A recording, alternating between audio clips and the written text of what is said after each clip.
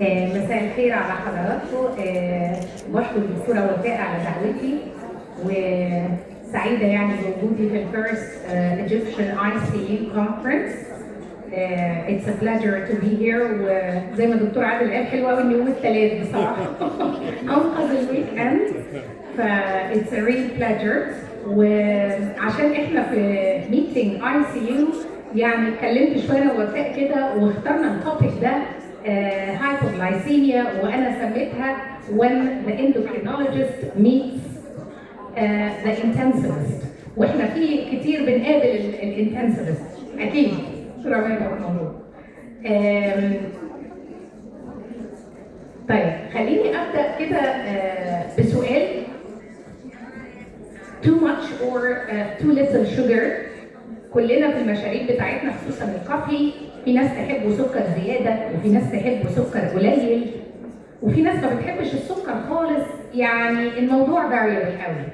خليني اسال حضراتكم which is more dangerous hypo ولا hyperglycemia؟ ايه رايكم؟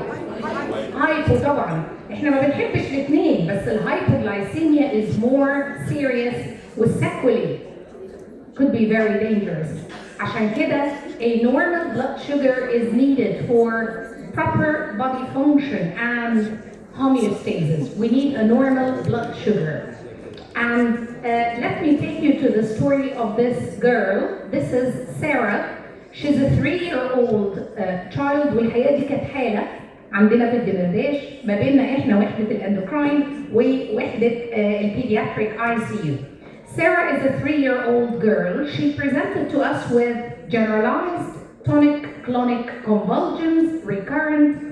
Her parents are first cousins. She had a male sibling who died with convulsions in the first year of life, and unfortunately, the cause was not recognized at this time. There is no history of diabetes in the family. She was quite a big baby at birth, 4 kilos, no dysmorphic features. She does not have any congenital anomalies. And these were the labs done for the patient. CBC, CRP negative, electrolytes were completely normal, liver and kidney function were normal, and as you see, when we did the blood sugar, it was very low, 19 milligrams per deciliter. So when to define hypoglycemia in a child, as you see here, this is quite recent reference. Less than 70 milligrams per deciliter is defined as hypoglycemia. Less than 54 milligrams per deciliter is highly significant and serious hypoglycemia that could damage the brain. So speaking when the endocrinologist meets the intensivist, first of all, the blood sugar balance. It's very important to balance. To which side does the balance tip? On one side, we have the insulin, which is the glucose lowering hormone, and on the other side of the balance, we have counter-regulatory hormones. And it's not easy. It's a critical regulation of the blood sugar level. When the blood glucose rises, insulin takes the upper hand, and as you know, insulin is the only glucose-lowering hormone, and it decreases the blood sugar. When the blood glucose drops, the counter-regulatory hormones act, and you can see the list: glucagon, epinephrine, norepinephrine, cortisol, growth hormone, and thyroxine, and they act to increase the blood sugar. In such a way, the blood sugar balance is maintained and the blood sugar normalizes.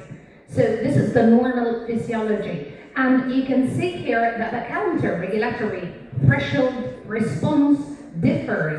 They do not act at the same time. It starts by insulin going down and then release of glucagon, epinephrine, and then comes the cortisol and growth hormone. And finally, there is affection of cognition.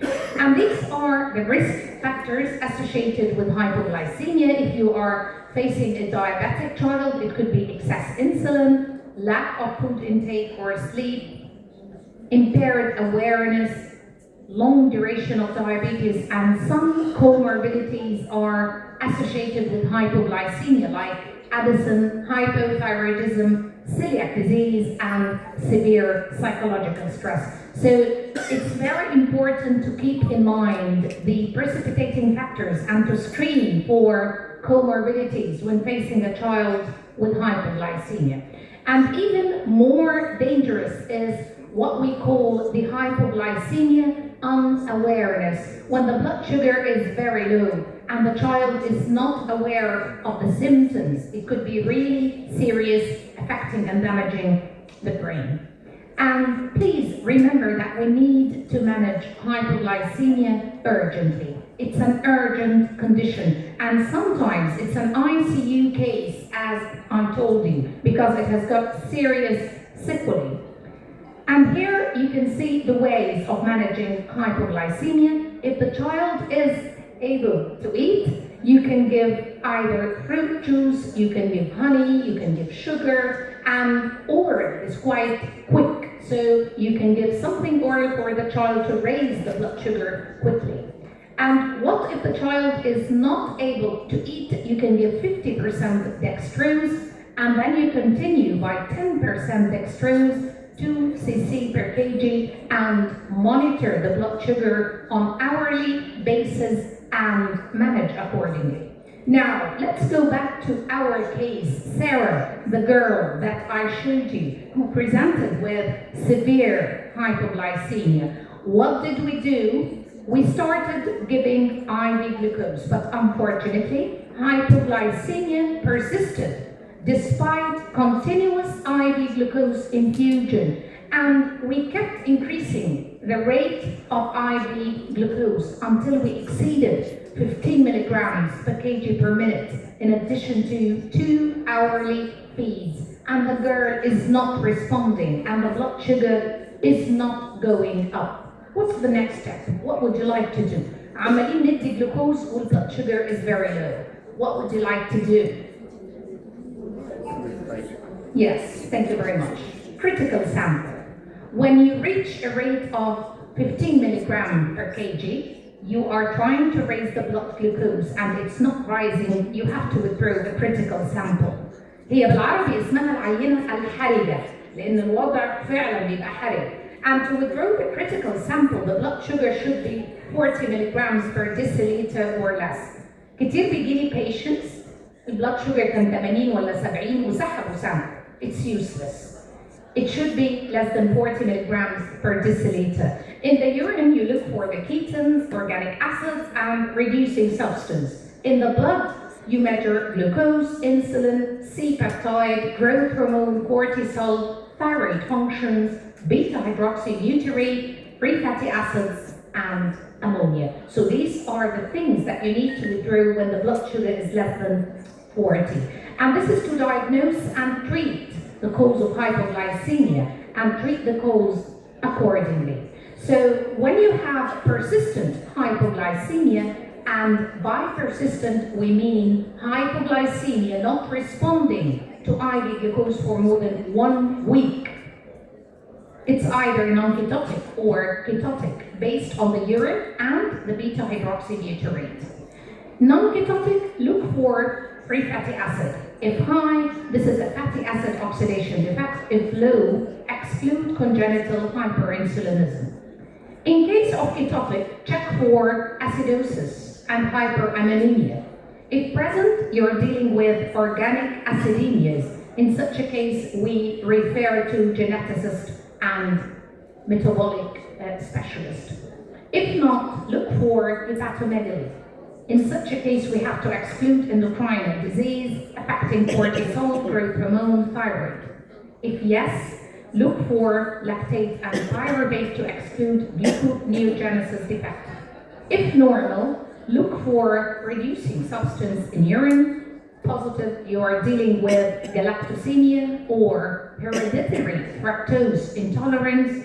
If negative, you're dealing with glycogen storage disease. So you can see it's not easy, but if you follow a stepwise approach, you're going to deal with a proper diagnosis and management. احنا الحقيقة مش بنعمل كل ده، احنا كاندوكرينولوجيست يهمنا الاندوكراينال كوزز ويهمنا الهايبر انسولينيزم. في بقية الأوقات بنحول الحالة إلى metabolic and genetics.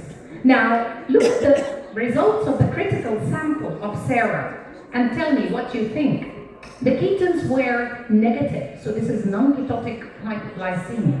And the beta-hydroxybutyrate was low, again non-ketotic. The free fatty acid was normal, the fasting blood sugar is very low, the insulin is 49, this is very high. The insulin glucose ratio is very high, the endocrine profile is normal, the growth hormone, cortisol, thyroid, everything is normal in the critical sample. And we excluded inborn errors of metabolism, reducing substance, organic acid, extended metabolic screen, lactate, pyruvate, everything was normal. So, what's your final diagnosis? Yes, thank you very much. This is a case of congenital hyperinsulinism. So, when to suspect congenital hyperinsulinism? First of all, clinically speaking, if you have a child with persistent hypoglycemia, not responding to the usual lines of treatment, and you reach glucose infusion rate more than 15 milligrams per kg per minute, suspect congenital hyperinsulinism, and you have to exclude. And when you do a PET scan, you can either find a focal lesion of congenital hyperinsulinism or diffuse congenital hyperinsulinism all over the pancreas. And these are the lab diagnostic criteria. If the insulin is above 3 in the critical sample, the insulin glucose ratio more than 0.3, and non-ketotic hypoglycemia. And remember that F-DOPA PET scan is the gold standard to differentiate focal from congenital diffuse hyperinsulinism. احنا بنعرف انها hyperinsulinism بالديتا lab. لكن if you need to know whether it's focal or generalized hyperinsulinism, you need to do a PET scan. طبعا it's very expensive. Now, we all know insulin is a peptide hormone which maintains the blood sugar within the healthy range. And this is the beautiful molecule of insulin. And once blood glucose enters the cell, it stimulates insulin secretion. And you can see in the second diagram how insulin receptor binds to insulin outside the cell and becomes phosphorylated inside the cell. So insulin is secreted by the beta cells in order to lower the blood glucose level. And this is the very complicated mechanism of how insulin is secreted from the beta cell, starting when glucose enters the cell until insulin is secreted. And you can imagine that any genetic defect at any of these steps, mutation, can lead to what we call congenital hyperinsulinism. And in very simple words, congenital hyperinsulinism means excess insulin secretion, leading to severe hypoglycemia, like the case that I showed you. And this is the algorithm of how we diagnose and manage cases of congenital hyperinsulinism. It's very important to do genetic testing to know why and where is the genetic mutation leading to congenital hyperinsulinism. Remember, we do the PET scan to know whether it is focal or generalized, because in case of focal hyperinsulinism, it will not respond to medical treatment. You need to do surgery and remove the focal lesion. If you have diffuse congenital hyperinsulinism, you start by medical treatment, diazoxide, feeding, and you can see here nifedipine, octreotide, glucagon. If medical treatment fails after 1 month, you have to do total or near total pancreatectomy. Now, why is early diagnosis and management of neonatal childhood hypoglycemia is critically important? ايه رأي حضراتكم؟ وانا ليه عايزه ارجع البلاد شوجر باك تو نورمال؟ مستعجله قوي ليه؟ Yes, the brain. Thank you very much. I need to save the brain. Serious neurological sequelae of hypoglycemia. أعتقد مفيش أخطر على البرين سيل وأسرع من الدمج اللي بيحصل من اللو blood sugar. Untreated hypoglycemia damages the developing brain cells, especially in early stages of life. كل ما يكون الطفل سنه أصغر كل ما الدمج أسوأ. وكل ما الديوريشن of hypoglycemia تطول كل ما الدمج أكتر. Mental retardation, seizures, developmental delay, and personality changes. عشان كده early diagnosis and management of hypoglycemia prevents serious neurological sequelae. بيقولنا الولاد دول زي السي بي بالظبط. Complete mental damage. كارثة. في حين إن إحنا if we revert the blood sugar back to normal, هيبقى عندي brilliant child completely normal. It's a preventable cause of mental retardation. So it's very serious. It's an ICU case. لو ما قدرناش في الورد إن إحنا نرجع ال blood sugar to normal هنحتاج ال ICU. حصل إيه بسارة بقى؟ Genetic analysis, عملنا لها genetic analysis, طلع عندها homozygote mutation KCN111 encoding KER6 potassium channel mutation. The PET scan revealed diffuse congenital hyperinsulinism. للأسف medical treatment failed. أنا جربت معاها كل المedical treatments combination in the top doses. Still she has severe hypoglycemia. عملنا near total pancreatectomy. مش احنا اللي عملنا طبعا، احنا we referred her للpediatric surgery. اتعمل لها 98% of the pancreas was removed. But now she's doing very well. Alhamdulillah. Her brain was safe. She's thriving well, she's growing well. Cognitive function went very well, and her blood sugar now is between 78 to 180. الفكرة كلها في السرعة. The time is very important. We have to take very active steps and decisions at the proper time. Then pancreas, it shed completely. The girl is following up. I'm hoping in the way has diabetes. I hope so. Till now, she is doing fine. My final thoughts are screening for hypoglycemia in high-risk children is very important. Early diagnosis and management of hypoglycemia, especially in early ages, is very important to prevent serious neurological sequelae. The critical sample is mandatory in non-responders. في ناس بقى اللي هو ايه عند بقى لا هزود الجلوكوز خلاص هي مش مستجيبه. We have to withdraw a critical sample. We have to know the cause. Alhamdulillah, most of the cases are transient hypoglycemia and resolve spontaneously. بس ساعات ما بتبقاش transient and it's permanent and it requires aggressive and specific management زي الكيس بتاعت سارة اللي أنا وريتها لحضراتكم. Please remember, with hypoglycemia, time matters. The أهم point I need to raise is don't take it lightly, take it seriously.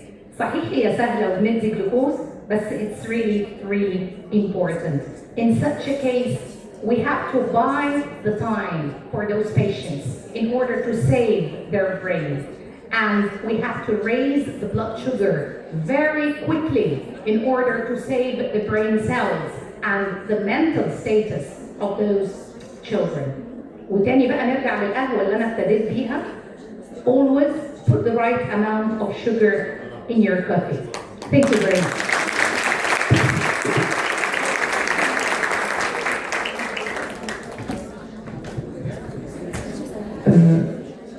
شكرا جزيلا الأستاذة الدكتورة رشا طريف على هذه المحاضرة الجميلة اللي كانت as usual to the point full of information and full of medicine for all of us. Thank you very much. Thank you very much.